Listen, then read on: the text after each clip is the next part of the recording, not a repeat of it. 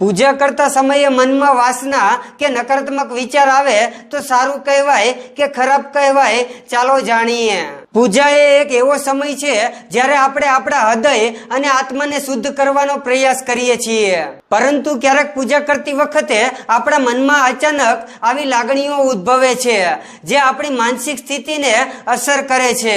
પૂજા દરમિયાન ઉદ્ભવતી આ લાગણીઓને સમજવી ખૂબ જ મહત્વપૂર્ણ છે, કારણ કે આના દ્વારા આપણે આપણી આંતરિક સ્થિતિને જાણી શકીએ છીએ અને માનસિક સ્થિતિનો સંકેત સમજવું કોઈ પણ વ્યક્તિ માટે ફાયદાકારક બની શકે છે, ખાસ કરીને નકારાત્મક લાગણીઓના સ્વરૂપમાં। આ સંકેતો દ્વારા આપણે આપણી આધ્યાત્મિક યાત્રાઓને સુધારી શકીએ છીએ અને હજુ સુધી અમારી ચેનલને ફોલો ન કરી હોય તો તેને ફોલો કરી દેજો અને કમેન્ટમાં તમે કયા ભગવાનની પૂજા કરો છો એ લખી દેજો અને આ વિડીયોને લાઈક કરવાનું ન ભૂલતા। ક્યારેક પ્રાર્થના કરતી વખતે તમારા મનમાં અચાનક જાતીય ઈચ્છા જાગે છે, જે એક સામાન્ય માનવ સ્વભાવ હોઈ શકે છે।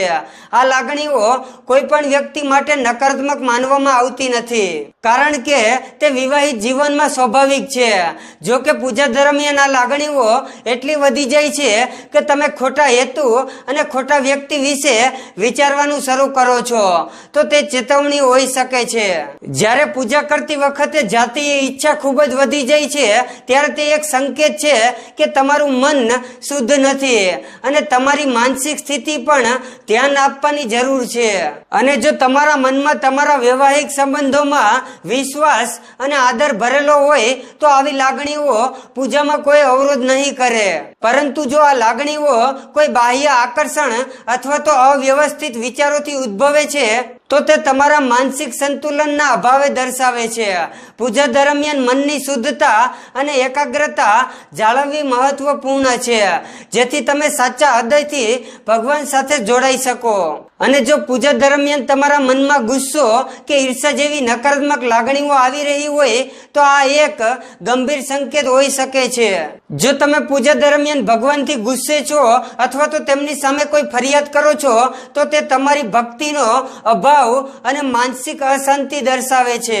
આ સૂચવે છે કે તમારી શ્રદ્ધામાં કઈ ખામી છે અથવા તો કોઈ કારણસર તમારા મનમાં શાંતિ આપી શકતા નથી।